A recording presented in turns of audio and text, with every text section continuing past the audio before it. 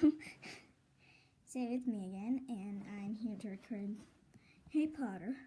Which will be my 4th time recording Harry Potter today, and my 2nd video, because it was the acting app. I'm not even sure, and I memorized it, and I wasn't even looking at the book whenever I was reading last time. No, I'm kidding. I was. So I'm gonna record Harry Potter, and you're gonna listen to me. I hope. I really hope you listen to me. If you don't, then it's a waste of time. Please like and subscribe. I'm gonna start now. Yes, okay. Sorry, that was awkward.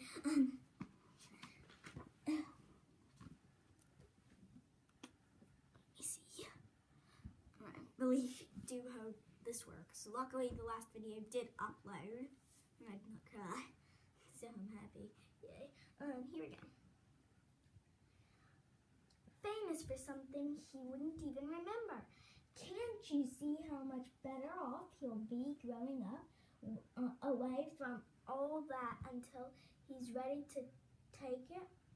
Professor McGonagall opened her mouth, changed her mind, swallowed, and then said, yes, you're right, of course. But how is the boy getting here, Dumbledore? She eyed his cloak suddenly, as though she thought he might be hiding here underneath it. Hagrid's bringing him. You think it wise to trust Hagrid with something so as important as this?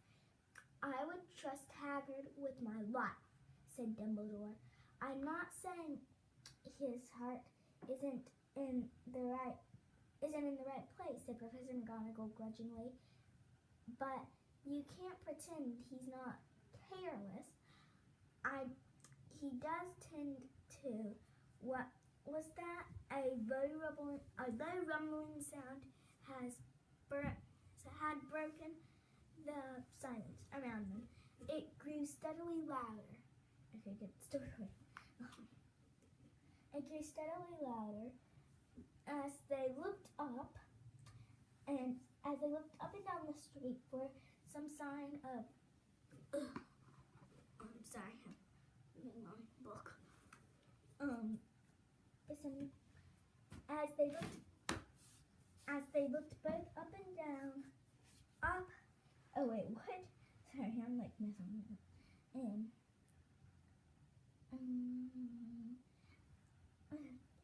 Silence around them. Wait, no. As a low rumbling sound has broken the silence around them. It grew steadily louder as they looked up and down the street for some sign of a headlight. It swelled to a roar as they both looked up at the sky, and a huge motorbike fell out of the air and landed on the road in front of them. If the motorbike was huge, it was nothing to the man sitting astride it. He was almost twice as tall as a normal man, and at least 5 times as wide. He looked simply too big to be allowed, and so wild, long tangles of bushy black hair and beard hid most of his face. He had hands the size of dustbin lids, and his feet in the leather boots were like baby dolphins. Baby dolphins? Okay. Sorry.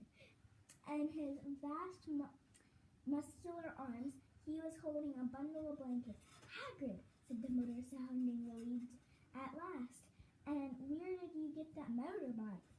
Borrowed it, Professor Dumbledore, sir, he said. The giant climbed carefully off the motorbike as he spoke. Young Sirius Blur lent it to me. I've got him, sir. No problems, were there? No, sir. House was almost destroyed, but I got him out. All right before the Muggles started swarming around. He fell asleep as we were flying over Crystal. I don't know how to say that. I'm sorry. Okay, good. It's recording. I'm more scared. I'm gonna look up and the screen's gonna be black. But I got him out of Dumbledore and Professor McGonagall bent forward over the bundle of blankets. Inside, just visible, was a baby boy fast asleep under a tuft of jet black hair over his forehead. They could see a curiously shaped cut like a bolt of lightning.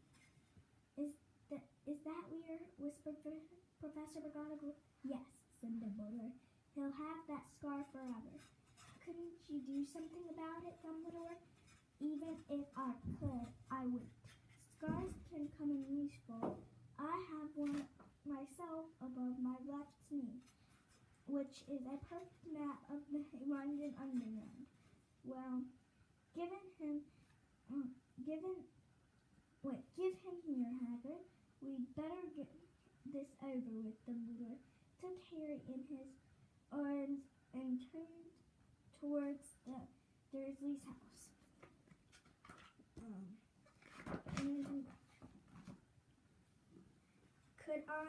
Could I say goodbye to him, sir?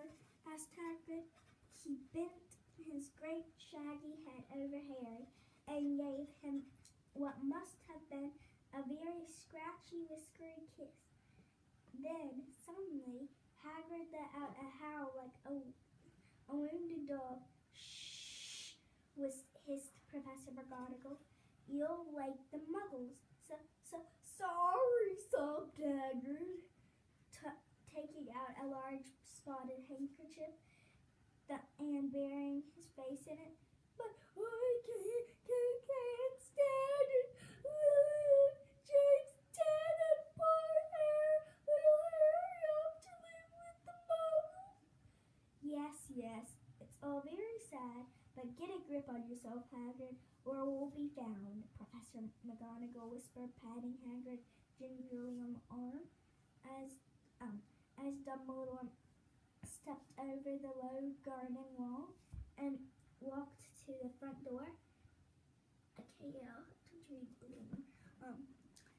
He laid Harry gently on the doorstep, took a letter out of his cloak, tucked it inside Harry's blankets, and then came back to the other two for a full minute. The three of them stood and looked at the little bundle. Hagrid's shoulders shook. Professor McGonagall blinked fiercely, and the twinkling light that usually shone from Dumbledore's eyes seemed to have gone out. Well, said Dumbledore finally, that's that. We've no business staying here. We may as well go join the celebrations. Yeah, said Hagrid in a very muffled voice. I'd best get the bite away. Good night, Professor McGonagall. Good, Professor Dumbledore said, wiping his streaming eyes on his jacket sleeve. Hagrid swung himself onto the motorbike and kicked the engine into life. With a roar, it rose into the air. And off into the night. And that's all I'm going to read for today. Or for whenever I say for today, I mean in this video, because I'm almost out of time. And so, please like and subscribe for more Harry Potter! And, little Rocky, I'm going to stare at you. And so, please like and subscribe, peoples. Bye. That's how you stop the video. I forgot for a second. Thank you. Please like and subscribe. Bye.